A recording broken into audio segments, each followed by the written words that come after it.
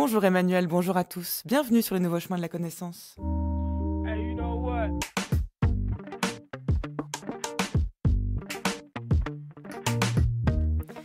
Les nouveaux chemins qui préparent en douceur à la transition vers 2015 en compagnie d'une équipe de choc que je ne remercierai jamais assez, qui est composée de Tristan Grenassia, Marianne Chassor, Géraldine Mosna-Savoie, Antoine Ravon et Samuel Legendre, ainsi que de Midia Portis-Guérin, aujourd'hui à la réalisation, accompagnée d'Éric Villenfin à la prise de son.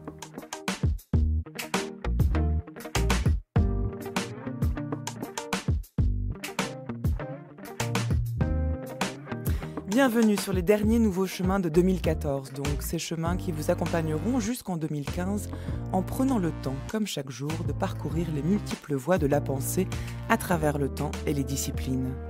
Alors après avoir dit adieu à l'enfance la semaine du 15 décembre et après avoir braqué l'objectif sur la photographie la semaine dernière, avant de commencer la nouvelle année avec une semaine sur le bonheur, nous vous offrons cette semaine 5 voix contemporaines, 5 perspectives sur la pensée philosophique d'aujourd'hui à travers 5 ouvrages qui composent l'actualité éditoriale philosophique, toujours dans un souci de transversalité entre ce que nous nommons sans doute à tort des disciplines.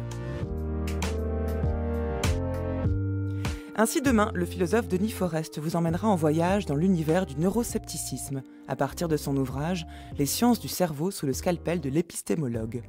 Mercredi, le philosophe Olivier Assouli viendra vous parler philosophie et nourriture, à partir notamment de ses ouvrages sur les nourritures divines et sur l'organisation criminelle de la faim. Jeudi, Alexis Tadier viendra vous dresser le portrait du philosophe anglais du XVIIe siècle Francis Bacon. Et vendredi, ce sera Richard Memto qui viendra vous parler de son livre consacré à la pop culture.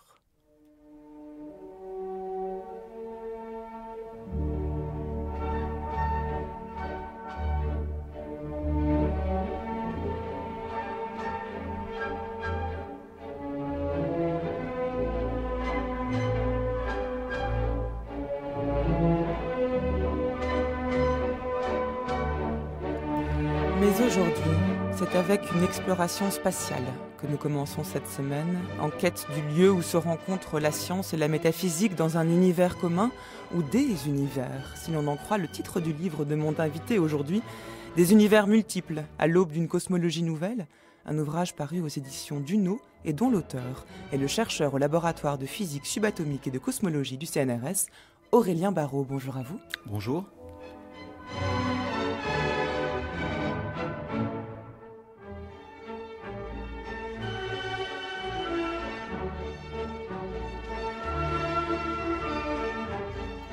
Se pourrait-il que notre univers tout entier, la totalité de ce qui nous entoure, des étangs comme des devenirs, des particules comme des ondes, des mots comme des choses, ne soit qu'un îlot dérisoire et insignifiant perdu dans un vaste multivers? Plus étonnamment encore, ces univers multiples seraient-ils imbriqués les uns dans les autres, conduisant à une structure gigogne de monde en poupée russe? Ces multivers posent des questions fondamentales. Des questions sur la nature du monde et sur la nature de la science, sur le sens de nos mythes et sur la possibilité même de définir ce sens. Quelles que soient les conclusions que l'on tire d'une confrontation avec ces propositions, elles ont le mérite de susciter quelques interrogations abyssales qu'une pratique purement technique de la physique pourrait avoir tendance à passer sous silence, voire à délibérément omettre. Elles ont la vertu de déranger.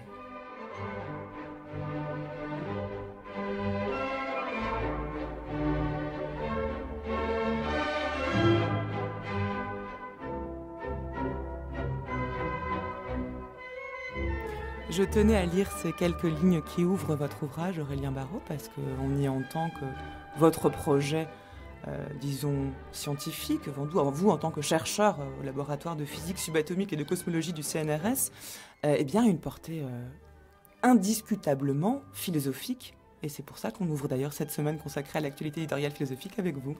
Oui, je crois qu'effectivement, le multivers, c'est à la fois peut-être un passage, mais aussi un point de friction. Et comme on le sait, les points de friction sont aussi des points d'échauffement et donc des points de dilatation à partir desquels la pensée peut se déployer en différents chemins, fussent-ils nouveaux, et de la connaissance. Et précisément, je crois qu'il y a la matière, non pas peut-être à être inexorablement conduit vers la métaphysique, parce que beaucoup de mes collègues s'en tiennent à la physique physique théorique de façon exclusive et rigoureuse, et bien sûr on ne saurait le leur reprocher, mais parce qu'il y a prétexte à tenter d'appréhender les choses sous un autre jour et à tenter, je crois, de faire face non pas seulement à ce qu'est la science de la nature, mais aussi peut-être plus profondément à ce qu'on attend d'elle. Ce qui est non seulement contractuel, conventionnel, mais ce qui convoque aussi, je crois, un grand nombre d'autres savoirs et ce qui insère en quelque sorte notre démarche de compréhension dans un plus vaste programme de construction.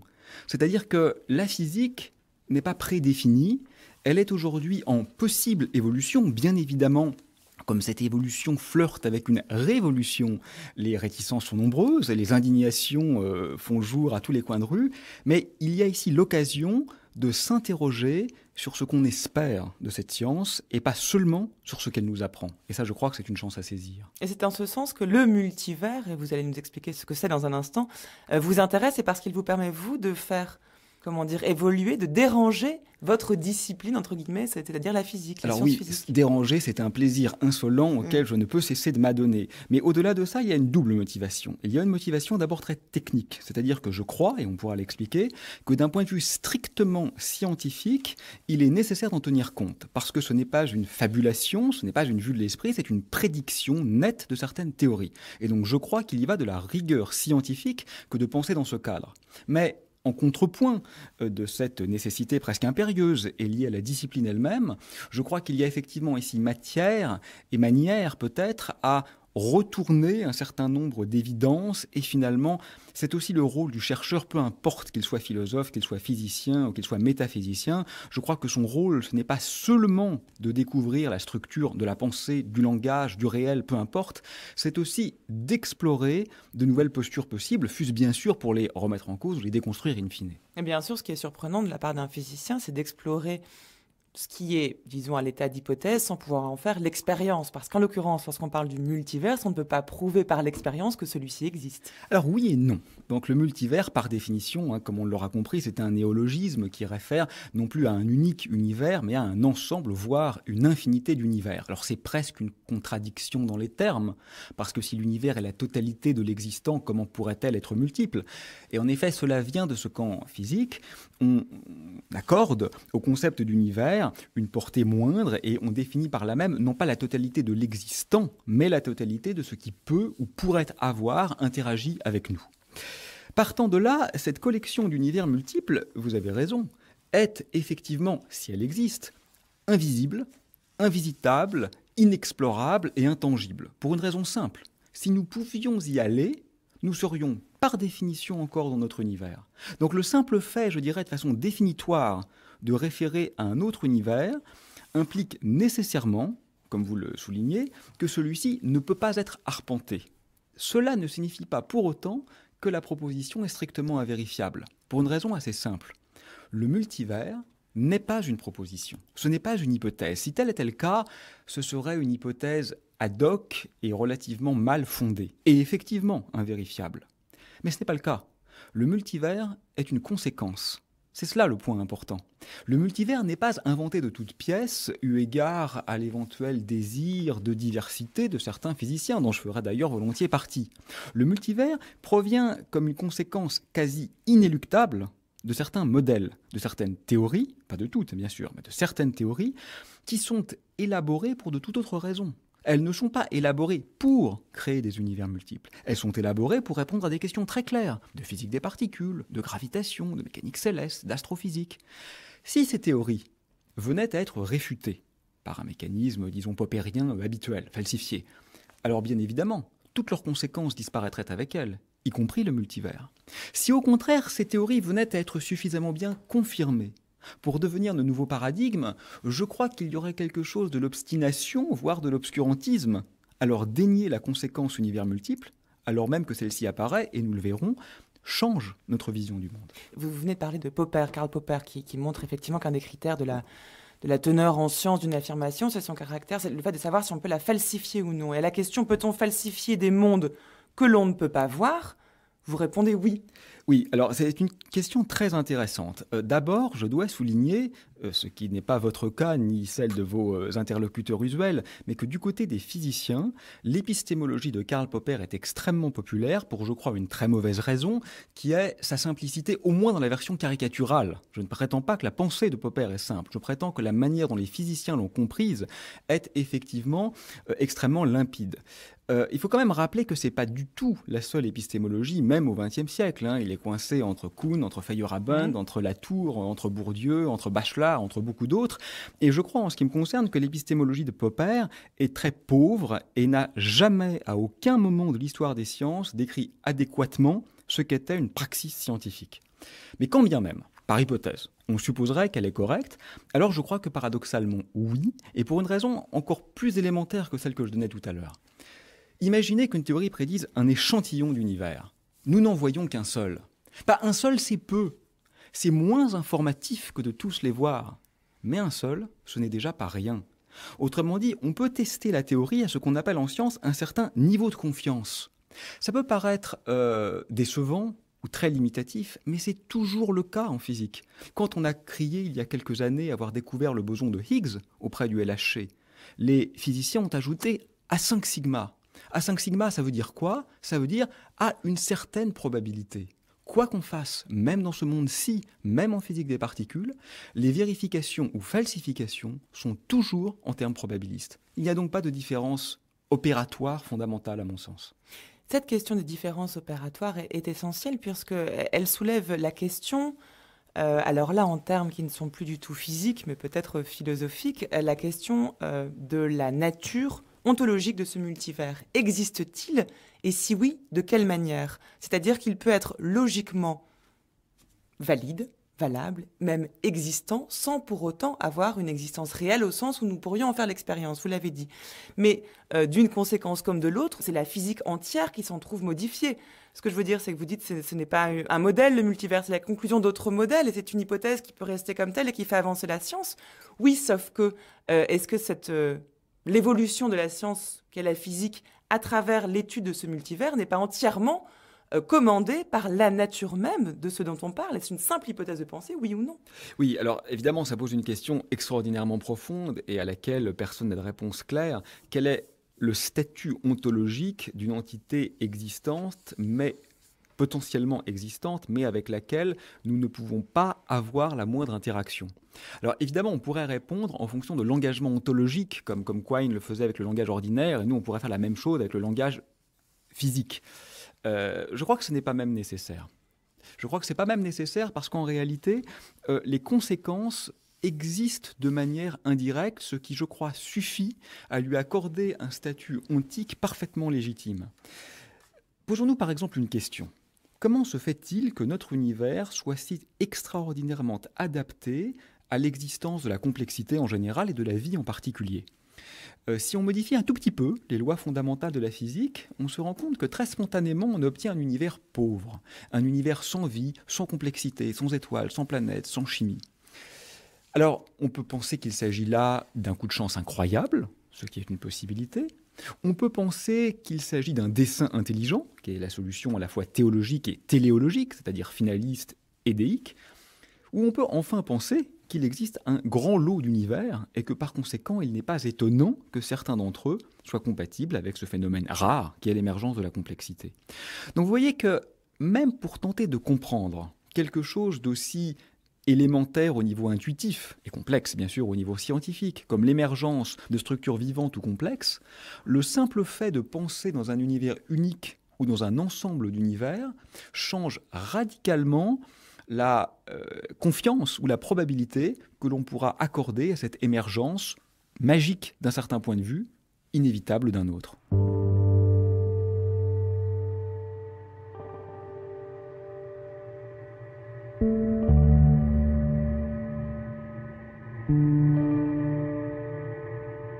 L'univers, que d'autres appellent la bibliothèque, se compose d'un nombre indéfini et peut-être infini de galeries hexagonales avec de vastes puits d'aération au milieu, bordés par des balustrades très basses. De chacun de ces hexagones, on voit les étages inférieurs et supérieurs interminablement. La distribution des galeries est invariable. 25 étagères, à raison de 5 par côté, couvrent tous les murs, moins 1. Leur hauteur, qui est celle des étages eux-mêmes, ne dépasse guère celle d'une bibliothèque normale. Le pan libre donne sur un couloir étroit, lequel débouche sur une autre galerie, identique à la première, et à toutes. À droite et à gauche du couloir, il y a 2 cabinets minuscules. L'un permet de dormir debout, l'autre de satisfaire les besoins fécaux. C'est entre les deux que passe l'escalier en colimaçon qui s'abîme et s'élève à perte de vue. Dans le couloir, il y a un miroir qui double fidèlement les apparences. Les hommes en tirent conclusion que la bibliothèque n'est pas infinie. Si elle l'était réellement, à quoi bon cette duplication illusoire?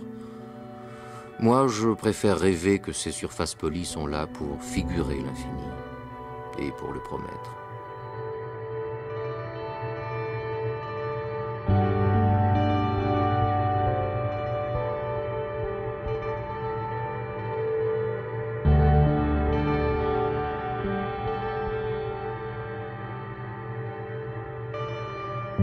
Aurélien Barraud, c'est le comédien Pierre Vanek qui vient de nous lire le début de la bibliothèque de Babel de Borges.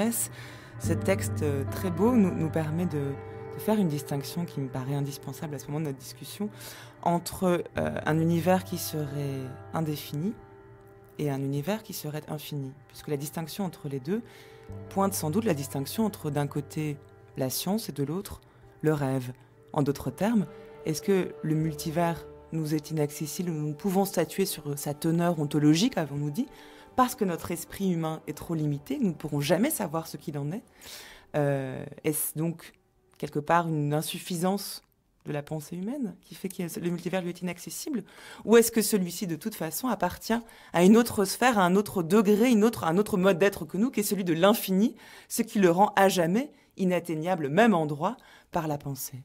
Oui, c'est effectivement un texte absolument sublime et cette ambiguïté que vous soulignez entre infini et infini, celle qu'on trouve d'ailleurs... Indéfini et infini. Entre indéfini et infini, voilà, celle qu'on trouve d'ailleurs quand on traduit l'Apeiron d'Anaximandre aujourd'hui, où on ne sait pas exactement s'il réfère à l'infini ou à l'indéfini, ou peut-être aux deux dans cette polysémie constitutive du grec. C'est une question essentielle à laquelle, je crois, il n'est peut-être pas indispensable de tenter dans un premier temps de répondre. En ce qui me concerne, j'ai une vision modeste de la physique et de la science en général. Je crois, pour le dire comme Nelson Goodman, qu'elle est une manière parmi d'autres de faire un monde.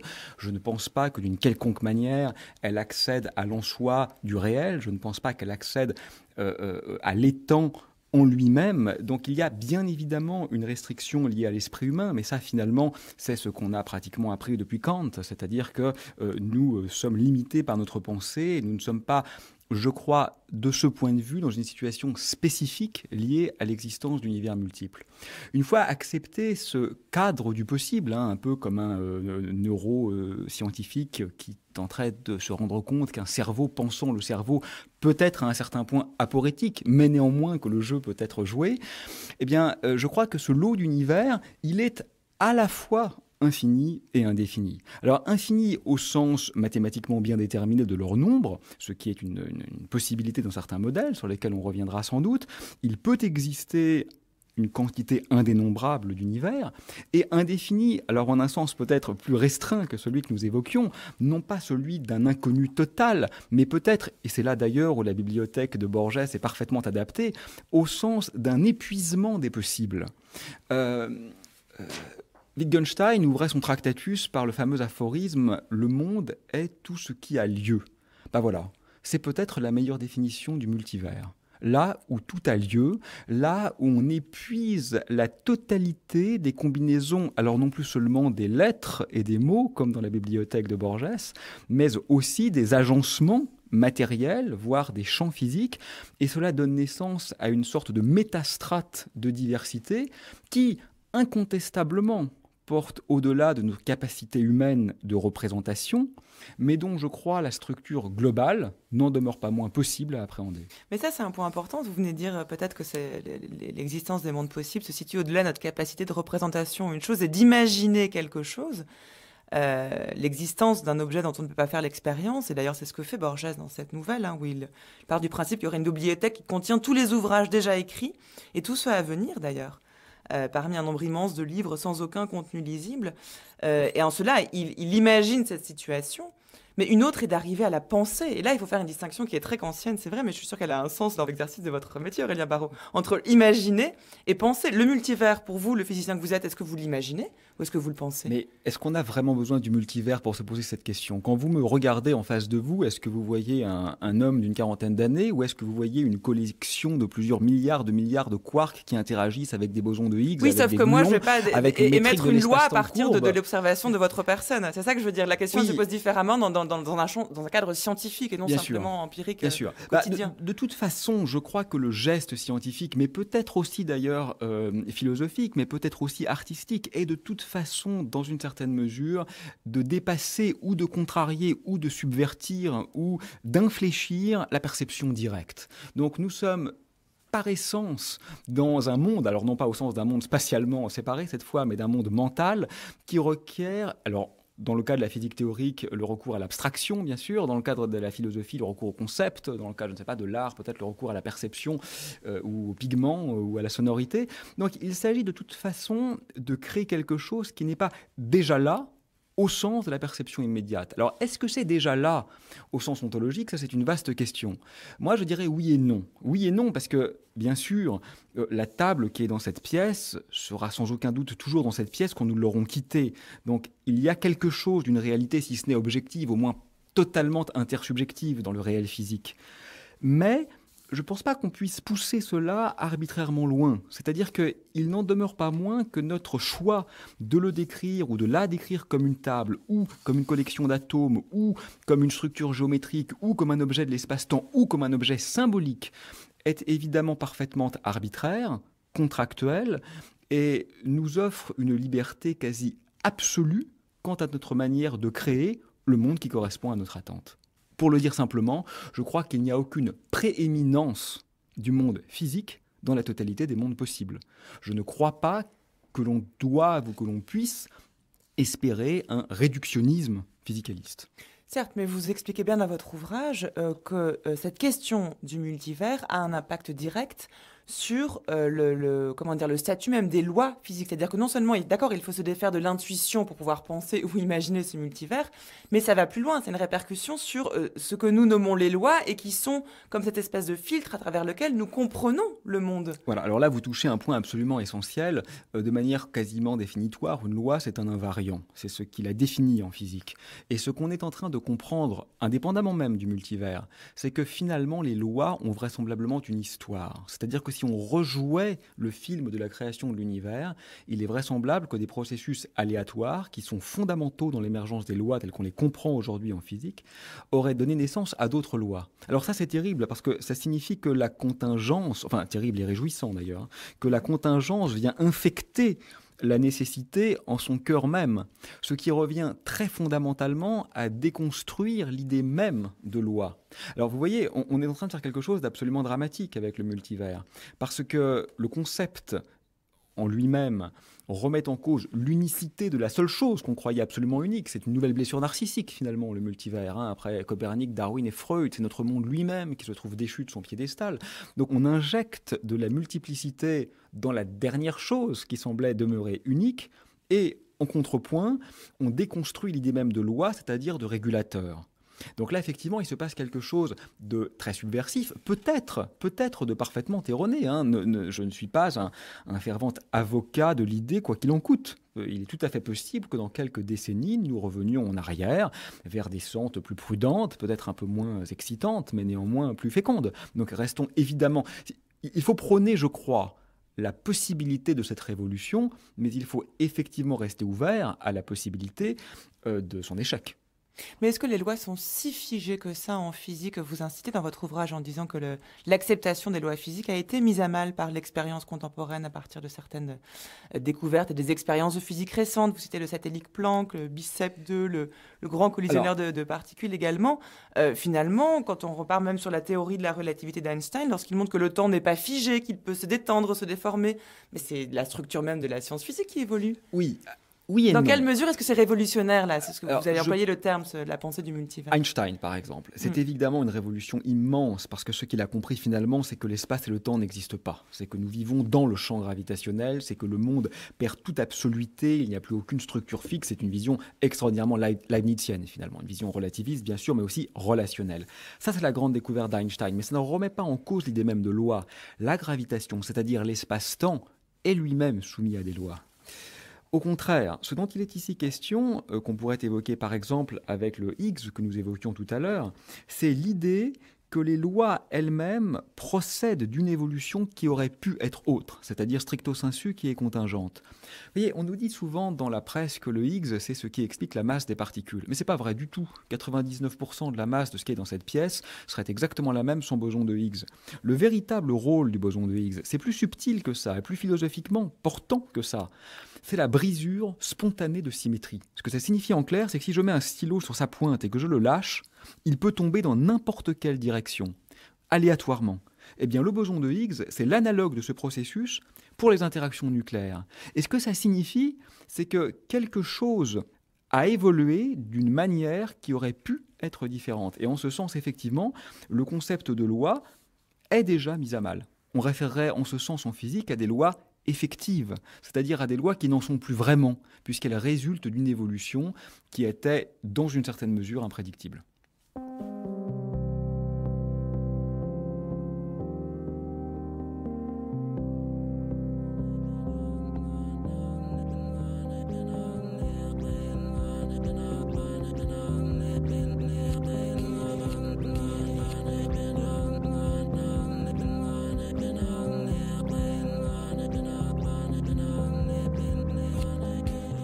J'appelle monde toute la suite et toute la collection de toutes les choses existences, afin qu'on ne dise point que plusieurs mondes pourraient exister en différents temps et en différents lieux. Car il faudrait les compter tous ensemble pour un monde, ou si vous voulez pour un univers, et quand on remplirait tous les temps et tous les lieux, il demeure toujours vrai qu'on les aurait pu remplir d'une infinité de manières, et qu'il y a une infinité de mondes possibles dont il faut que Dieu ait choisi le meilleur, puisqu'il ne fait rien sans agir suivant la suprême raison.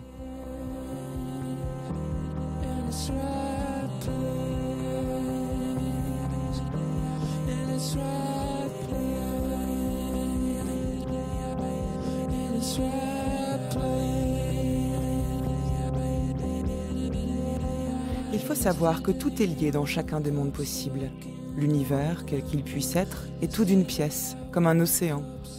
Le moindre mouvement y étend son effet à quelque distance que ce soit, quoique cet effet devienne moins sensible à proportion de la distance, de sorte que Dieu y a tout régi par avance, une fois pour toutes, ayant prévu les prières, les bonnes et les mauvaises actions, et tout le reste. Et chaque chose a contribué idéalement avant son existence à la résolution qui a été prise sur l'existence de toutes les choses, de sorte que rien ne peut être changé dans l'univers, sauf son essence, ou si vous voulez, sauf son individualité numérique. Tout est à sa place dans le meilleur des mondes, nous disent de concert Leibniz et Radiohead. Vous êtes en train d'écouter Everything in its Right Place. Vous écoutez France Culture, les nouveaux chemins de la connaissance. C'est le premier temps de notre série d'émissions consacrée à l'actualité éditoriale philosophique en cette fin d'année. Et pour l'occasion, j'ai le grand plaisir de recevoir le physicien, le chercheur au laboratoire de physique subatomique et de cosmologie du CNRS, Aurélien Barraud, l'auteur d'un ouvrage intitulé Des univers multiples à l'aube d'une nouvelle cosmologie, paru aux éditions Duno.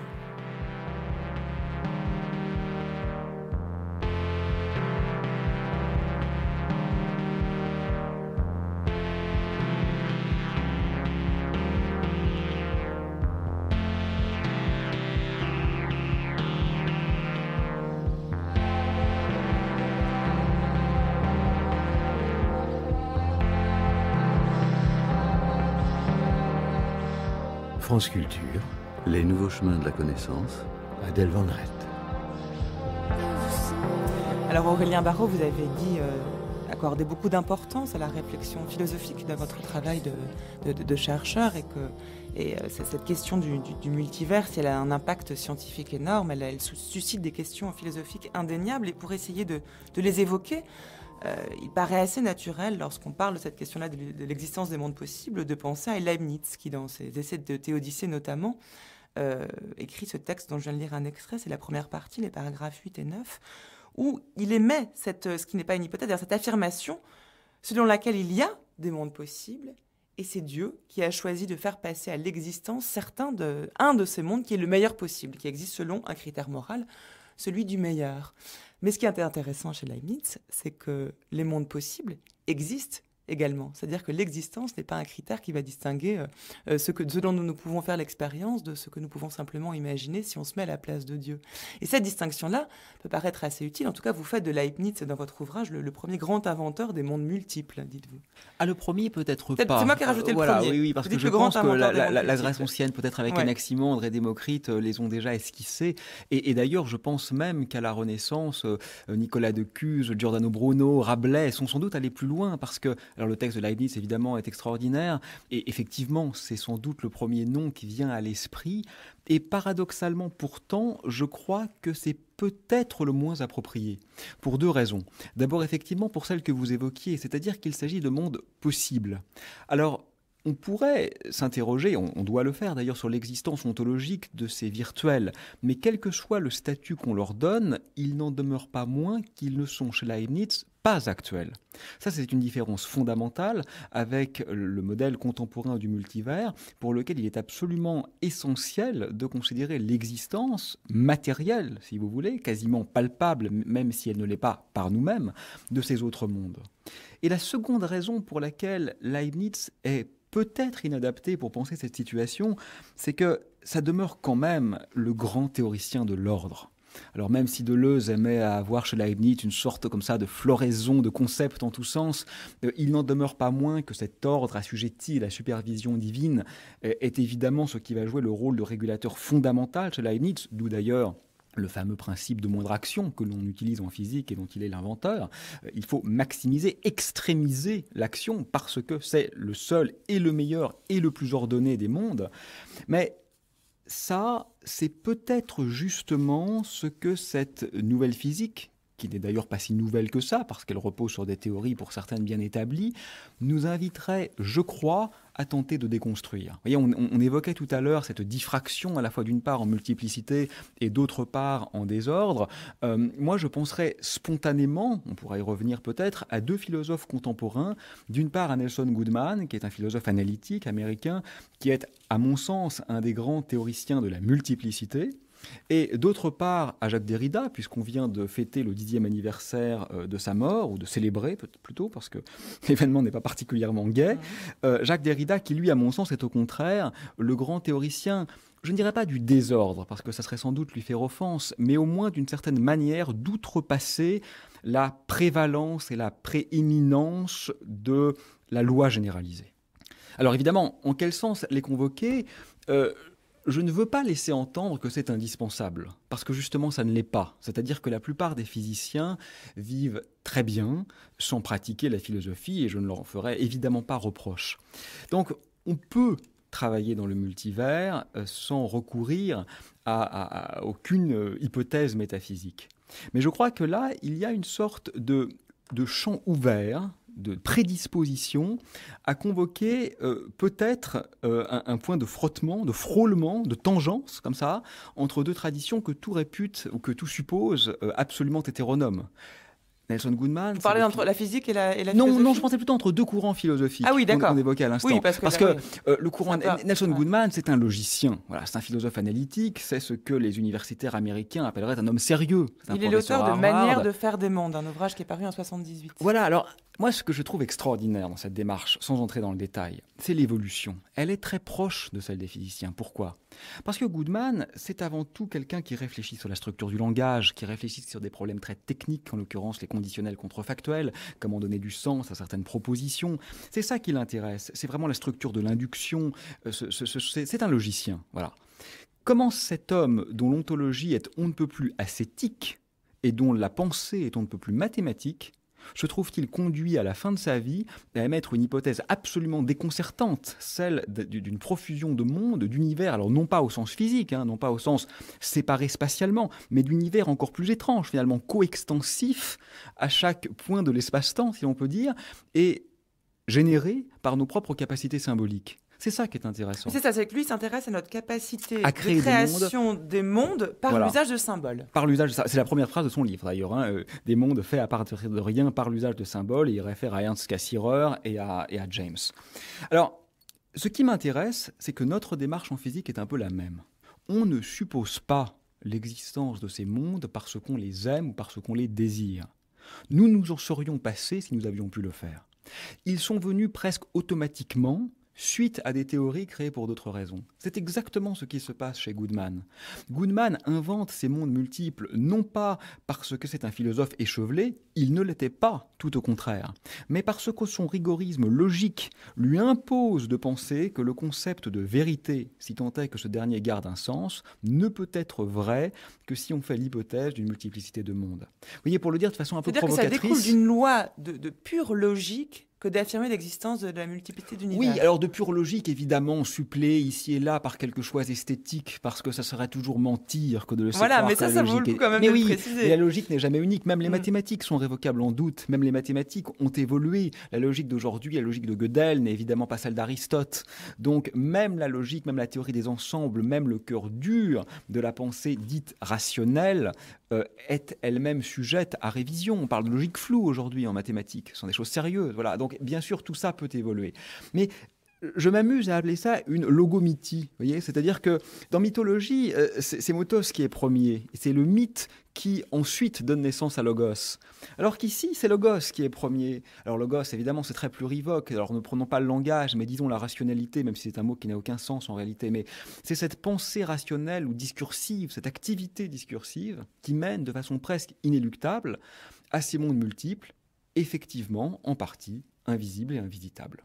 Oui, mais une chose est d'affirmer qu'il découle logiquement, même si on atténue le sens de logique, de notre structure de langage, de l'utilisation que nous faisons des symboles pour nous comprendre et pour comprendre le monde, qu'il découle de cela logiquement l'affirmation d'un univers multiple. Une autre est de le choisir comme objet d'étude, disons, d'un point de vue de science et de sciences physiques. Là, quand même, autant je pense qu'il y a une séparation assez artificielle des disciplines entre la physique d'un côté, la philosophie de l'autre, ce que nous faisons, là, ce que nous rejouons pour les besoins de cette émission, autant par moments c'est très artificiel, autant là, ça paraît très, très, très éloigné. Je veux dire, comment Goodman peut vous être utile. Vous avez parfaitement raison. Ouais. Le multivers n'est pas un sujet d'étude. Je ne sais pas, j'ai dû écrire une centaine d'articles de recherche en physique, aucun ne porte sur le multivers.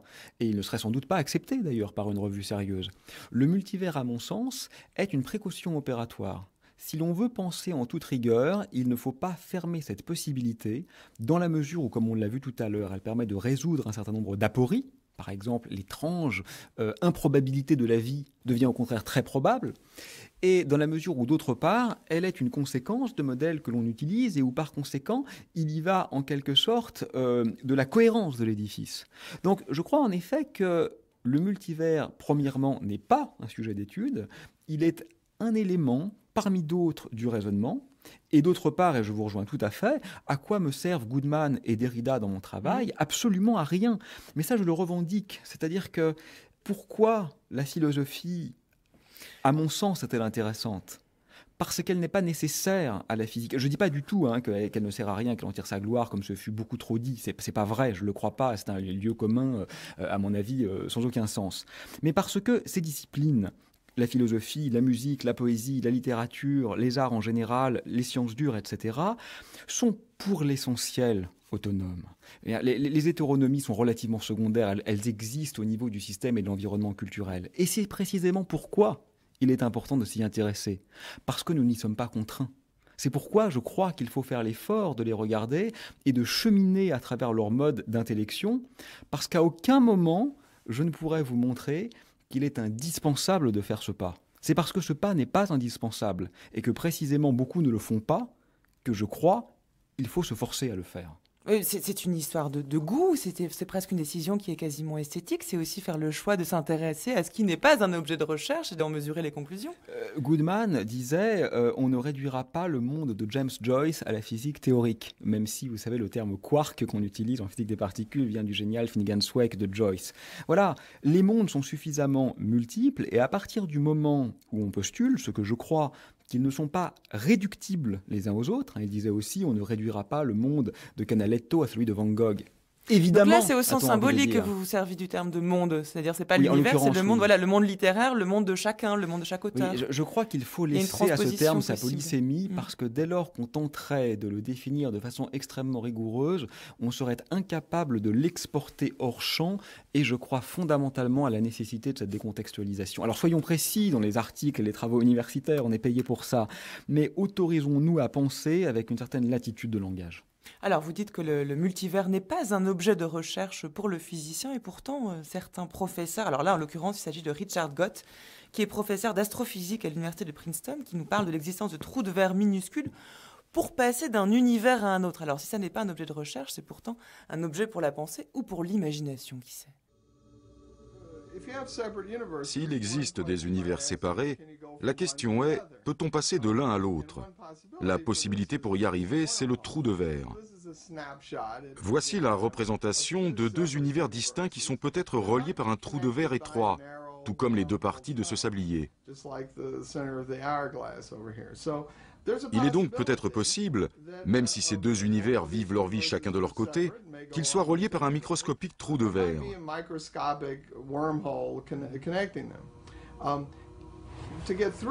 Pour traverser, il va d'abord falloir l'élargir. Bien sûr, auparavant, il va falloir le trouver, puis l'élargir, et enfin le maintenir ouvert pour traverser. Il s'agit donc réellement d'un projet d'ingénierie que seules les super-civilisations peuvent envisager. Ce monde est un trésor, mais ça fait quelque temps qu'il nous pousse vers la sortie. La génération de votre fille sera la dernière à survivre sur Terre. Vous êtes le meilleur pilote qu'on ait jamais eu. Allez là-haut, sauvez le monde. Tous prêts à dire au revoir à notre système solaire? À notre galaxie. C'est parti.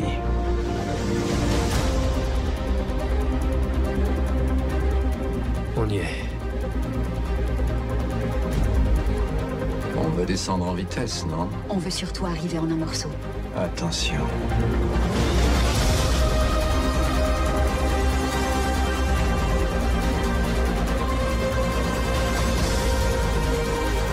On a une mission. Notre mission est sans objet si les habitants de la Terre meurent avant qu'on la mène à bien. On a fait tout ce chemin, on est allé plus loin que tout autre être humain dans l'histoire. Eh bien, c'est pas assez loin. Chaque minute compte. Vers les montagnes! Ça, des montagnes. Ce sont des vagues. Je vais pas m'en sortir! Mais si, vous verrez. Allez, courage!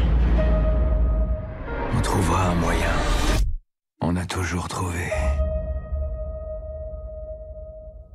Alors Aurélien Barraud, si le multivers n'est pas un objet de recherche pour le physicien, si la question de l'existence de ce multivers est quasiment secondaire, en tout cas elle n'implique pas l'expérience que l'on peut en faire, que reste-t-il de scientifique dans la réflexion sur le multivers? Vous posez la question dans votre ouvrage, c'est pour ça que je vous la repose. Est-ce qu'on parle encore d'une science?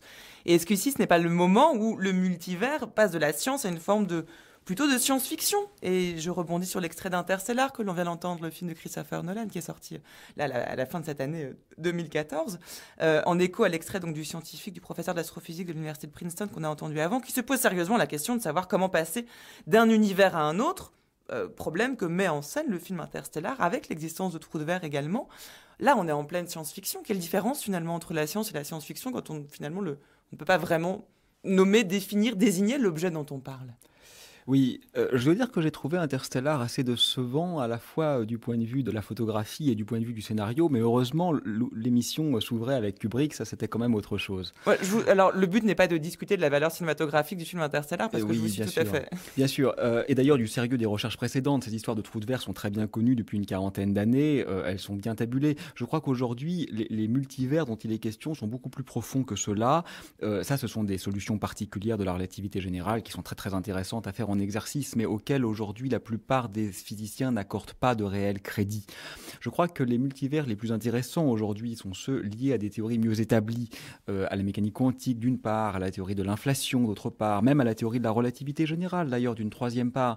Donc la question demeure éminemment scientifique dans la mesure où clairement les conséquences d'un modèle, fût-il nécessaire pour décrire ce monde-ci, dépendent, dans ce monde-ci, de l'existence ou non d'autres univers. Mais permettez-moi de nous inviter à ne pas être trop timides. Vous laissiez entendre que peut-être il ne s'agirait plus de science au sens le plus orthodoxe du terme. Eh bien, tentons l'aventure. Tous les champs disciplinaires se redéfinissent de l'intérieur. Je crois que vous m'accorderez que ni les abstractions de Malevich, ni les premiers accords de Parsifal n'auraient été considérés comme de l'art par un théoricien de la Renaissance, même si l'esthétique, d'ailleurs, en tant que discipline philosophique, n'existait pas à la Renaissance, mais peu importe. Le chant s'est auto-transformé. La musique de Berg n'est pas de la musique au sens de Bach. Le concerto à la mémoire d'un ange est incommensurable avec le clavier bien tempéré. Si aujourd'hui, la pratique scientifique venait à faire légèrement évoluer les linéaments de son propre domaine, je crois qu'il y aurait plus de risque encore à interdire cette évolution a priori qu'à tenter l'aventure. Je veux dire, on a peu à perdre. L'excès de conservatisme est sans doute plus nuisible que la petite folie aventureuse. Mais concrètement, elle consiste en quoi, cette aventure? Qu'est-ce que ça veut dire, tentons l'aventure? Eh bien, soyons très concrets, très précis, et prenons un exemple de l'actualité récente. Le satellite Planck et l'expérience américaine BICEP2 ont récemment publié des résultats sur l'étude du fond diffus cosmologique, qui est une sorte de première lumière de l'univers, et on se pose une question très précise. Est-on en train, par ces observations, de corroborer ou d'infirmer le modèle inflationnaire? Le modèle inflationnaire, c'est l'hypothèse suivant laquelle notre monde aurait subi une expansion démesurée, exponentielle, juste après le Big Bang.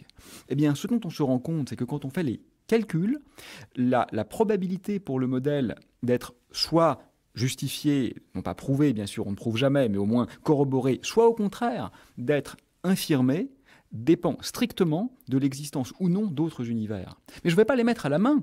Ce que je vais faire, c'est que je vais regarder si le modèle les prédit. Si le modèle ne les prédit pas, je vais évaluer le modèle en l'absence d'autres univers. Mais si le modèle les prédit, je crois qu'il y aurait quelque chose d'une incohérence ou d'un excès de précaution qui confine à l'erreur de ne pas tenir compte de ces autres univers. Et si je trouve qu'effectivement, en tenant compte de ces autres univers, je corrobore le modèle et j'explique la totalité de ce que j'observe d'une manière meilleure, alors je crois que la logique même de la pratique scientifique conduit effectivement à faire l'hypothèse sérieuse de leur existence au sens le plus ontologiquement puissant de la proposition. De toute façon, la question de savoir si on fait de la science ou de la science-fiction se pose dès lors que l'on réfléchit à non pas simplement au multivers, mais même à l'origine même de l'univers, la théorie du Big Bang, tout ce que vous dites, comment les recherches scientifiques nous font nous approcher peut-être de ce que c'est peut-être réellement passé, mais ce ne sont que des conjonctures en réalité. C'est ça qui est intéressant.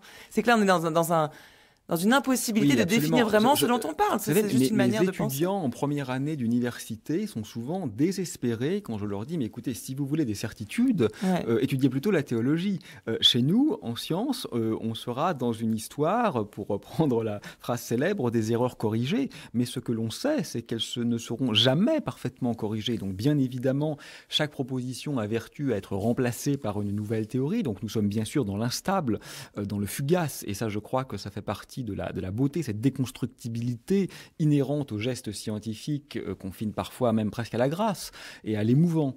Mais moi, j'irais encore plus loin. Je dirais que quand bien même on découvrirait, ce qui me semble impossible, une théorie ultime, je ne sais pas jusqu'où on pourrait considérer que celle-ci décrit le réel en soi. C'est-à-dire que je crois qu'elle serait encore une coupe dans le réel, correspondant à une certaine manière de l'appréhender, disons le prisme physico-mathématique, mais qu'elle n'aurait sans doute pas vocation à englober la totalité des potentialités, disons des existants ou des modes de relation avec notre environnement.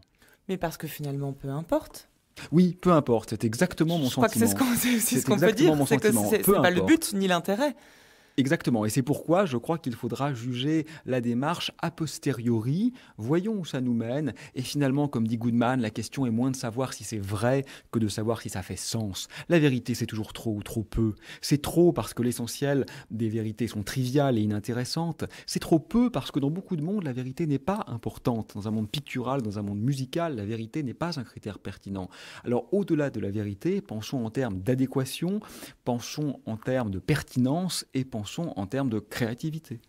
Alors, un dernier mot avant de terminer notre entretien, Aurélien Barraud. Nous n'avons pas du tout parlé d'un philosophe qui pourtant s'est intéressé à cette question. Il s'agit de David Lewis, qui a écrit un ouvrage qui s'appelle « Sur la pluralité des mondes », qui date de 1986. C'est là où on voit, on parlait de Goodman, le texte était 78, on aurait pu entendre aussi un texte de Lucrèce, où là on en est vraiment 2000 ans avant notre époque, qui postule aussi l'existence d'une pluralité de mondes possibles. Donc on voit vraiment que là, il y a deux histoires différentes. Il y a celle de l'homme qui s'imagine qu'il y a des mondes possibles, puis il y a celle des scientifiques qui se disent, ok, prenons cette hypothèse au sérieux et voyons ce que ça donne pour la science. David Lewis, en tout cas, dans son livre sur la pluralité des mondes, lui pose que l'actuel et le possible ne présentent pas vraiment des distinctions, disons, fondamentales quant à leur existence.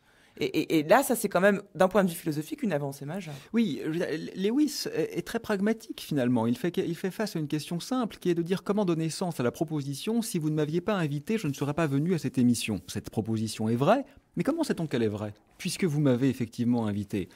Bon, pour répondre à cette problématique de théorie du langage, Lewis dit la seule manière de le comprendre, c'est que dans un autre monde, vous ne m'avez pas invité et effectivement, je ne suis pas venu. Et quand Lewis a commencé par essayer d'argumenter. On dit, mais non, il faut le prendre au sérieux. Et au bout d'un moment, il a cessé de répondre, évidemment, aux critiques très nombreuses dont il était l'objet. Et il a dit, mais finalement, ce n'est pas important qu'ils existent ou pas. Ce qui est important, c'est que ça offre un cadre de pensée qui est, disons, dans le domaine de la linguistique, l'équivalent de ce qu'est le concept de classe, c'est-à-dire d'ensemble dans le domaine des mathématiques. C'est fructueux. Et là, elle est essentielle. C'est fructueux. J'ajouterais peut-être, avec une pointe d'ironie, c'est élégant, parce que le critère esthétique, aujourd'hui en physique théorique, on le retrouve de façon omniprésente. Et ça fonctionne. Dès lors que cette manière de penser n'est plus en position ou en capacité de générer des propositions nouvelles ou des solutions originales à des problèmes connus, elle s'effondrera d'elle-même.